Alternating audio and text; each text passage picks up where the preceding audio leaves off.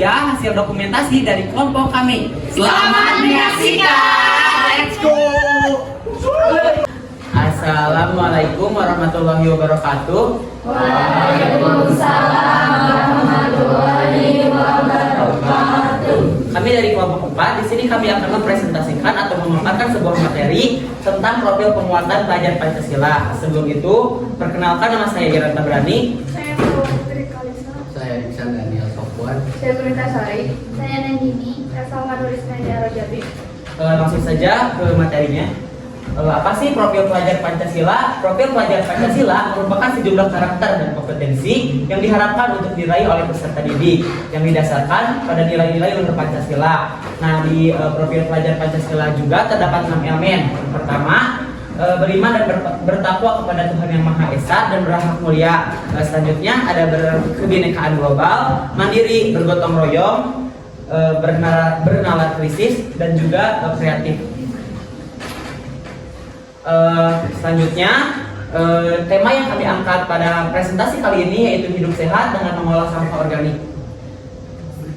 Sampah juga terdiri dari 3 jenis. Yang pertama sampah organik. Sampah organik berasal dari sisa-sisa organisme hidup baik manusia, hewan, dan tumbuhan. Yang kedua sampah non-organik. Sampah non-organik adalah sampah yang dihasilkan dari bahan-bahan non-hayati baik berupa produk sintetik maupun hasil proses teknologi pengolahan. Yang ketiga sampah berbahaya. Sampah berbahaya adalah sampah zat atau komponen yang dapat mencemarkan dan merusak lingkungan hidup dan kesehatan serta kelangsungan hidup. Untuk sampah organik sendiri, sampah organik biasanya bersumber dari alam maupun berasal dari makhluk hidup. Contoh sampah organik dari alam seperti rumput, ranting, sama dengan daun. Adapun contoh sampah organik dari makhluk hidup seperti sisa makanan, sisa sayuran, sisa buah-buahan atau kotoran atau tinja. Karakteristik dari sampah yang seperti ini adalah mudah busuk atau tidak tahan lama, sama lebih cepat terurai. Dan ada sampah non-organik. Sampah non-organik biasanya berasal dari sampah yang digunakan oleh manusia, seperti botol, kemasan plastik, kertas, kaca, bahkan logam sekalipun. Karakteristik sampah non-organik adalah tahan lama atau tidak mudah busuk, sulit untuk terurai, berasal dari buatan manusia. Sampah berbahaya berasal dari bekas penggunaan alat elektronik maupun penggunaan kebutuhan yang lainnya. Namun, sampah ini membahayakan bagi lingkungan sekitar, seperti pecahan kaca, baterai bekas, lampu bekas, dan alat elektronik lainnya. Karakter sampah bahaya ini adalah berbahaya bagi lingkungan, sulit terurai, dan harus diuraikan dengan cara yang khusus. Ada alat, bahan, dan biaya. Alatnya ada wadah tertutup, tongkat pengaduk, gunting, dan karung. Bahannya sampah organik, rumput dan daun kering, air, IM4, dan gula pasir. Untuk biayanya dari alat dan bahannya itu sendiri adalah Rp170.000. Alokasi waktu pengumpulan sampah digunakan selama 30 menit. Memotong rumput dan daun bekerja selama 20 menit. Dan mengaduk kurang lebih selama 30 menit. Penyimpanan selama 3 pekan. Ada mengolah sampah organik. Siapkan sampah organik yang akan diolah menjadi pupuk dan siapkan wadah untuk membuat pupuk. Yang kedua, masukkan sampah organik ke dalam wadah, lalu masukkan gula pasir ke dalam wadah tersebut dan aduk hingga rata. Ketiga, siram permukaan wadah tersebut menggunakan air secukupnya dan aduk hingga rata. Keempat, campurkan IM4 ke dalam wadah tersebut lalu aduk hingga merata. Yang terakhir, tutup wadah tersebut dan tunggu sekitar 3 minggu. Ini ada pengolahan sampah non-organik dan sampah berbahaya. Produk baru dari sampah non-organik dapat dimanfaatkan sebagai produk baru untuk menghasilkan sebuah kerajinan yang unik seperti celengan dari botol bekas, pot bunga dari botol kemasan, dan lain-lain. Selanjutnya ada produk dari sampah berbahaya atau dari sampah B3. Nah, bahkan sampah-sampah berbahaya pun bisa dijadikan sebuah produk baru. Namun hanya sampah-sampah tertentu yang dapat digunakan. Seperti pecahan kaca yang dapat digunakan sebagai bingkai mozaik, bahkan ban pun dapat dijadikan sebagai ayunan. Ini adalah dokumentasi dari kelompok kami yang dimana kami menemukan sebuah sampah yang ada di belakang kelas kita sendiri. Selanjutnya kami sedang mengerjakan semua tugas dari proyek-proyek tersebut. Kesimpulan yang dapat kami simpulkan agar terciptanya suatu lingkungan yang ringkas, rapi, rawat, dan rajin, kita juga harus melakukan 4R, yaitu reduce, recycle, dan replace. Terima kasih. Sebelumnya jika ada yang ingin dipertanyakan.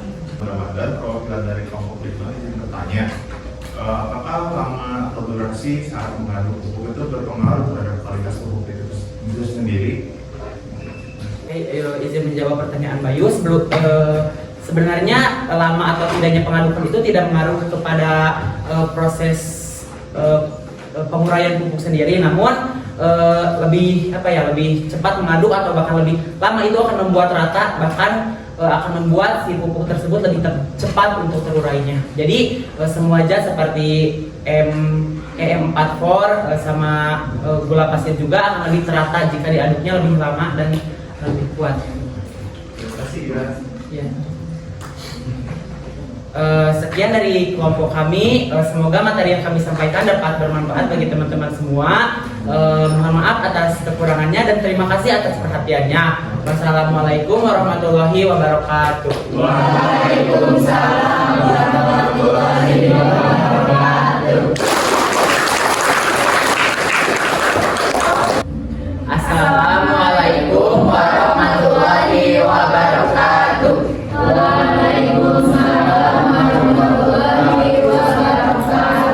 Kami dari kelompok 4 di sini kami akan mempresentasikan sekaligus memaparkan sebuah materi tentang perencanaan pelaksanaan gaya hidup yang berkelanjutan. Sebelum ke materi, perkenalkan nama saya Irang Tabrani. Saya Salwa Putri Kalisa. Saya Salwa Narisneni Arojadi. Saya Nani. Saya Gunita Sari. Saya Iksan Darwina.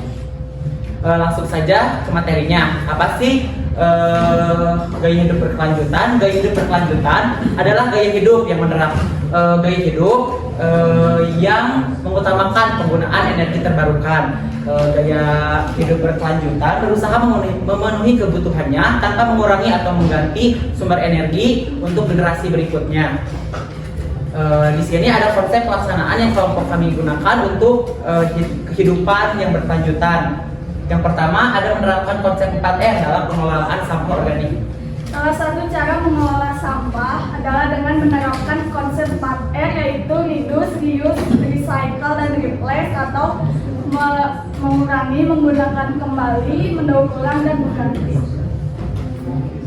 Konsep yang kedua yaitu melakukan kegiatan rutin memilah sampah di lingkungan sekolah setiap harinya. Mengajak siswa untuk memilah sampah. Hal ini dilakukan agar mempermudah mendaur ulang sampah organik, anorganik, dan sampah bahaya. Konsep yang ketiga yaitu melakukan kampanye gaya hidup yang berkelanjutan. Ajak siswa untuk melakukan kampanye gaya hidup berkelanjutan. Sebarkan gaya hidup berkelanjutan di lingkungan sekolah dengan media yang ada, mulai dari mading sekolah, majalah sekolah, hingga media sosial. Kampanye ini akan membuat siswa semakin bersemangat untuk melakukan gaya hidup berkelanjutan. Kegiatan ini bermanfaat untuk menyebarkan informasi pada yang lain. Selanjutnya, konsep yang terakhir adalah memberikan apresiasi kepada siswa yang telah memberikan inovasinya terhadap sampah organik. Cara terakhir dalam menerapkan gaya hidup berkelanjutan pada siswa adalah dengan cara memberikan apresiasi. Selalu memberikan apresiasi terhadap tindakan siswa yang menerapkan gaya hidup berkelanjutan. Apresiasi ini sendiri juga dapat menemukan rasa motivasi dan sekaligus semangat untuk terus menerapkan gaya hidup berkelanjutan. Itu dia 4 konsep perencanaan tentang kehidupan berkelanjutan. Sebelum itu. Apakah ada hal yang ingin dipertanyakan terlebih dahulu? Silakan. Izin bertanya, apa ada? Perkenalkan, nama saya Muhammad Marimarani dari kelompok 5. Apa ada contoh produksi dari hasil pengelolaan sampah non organik?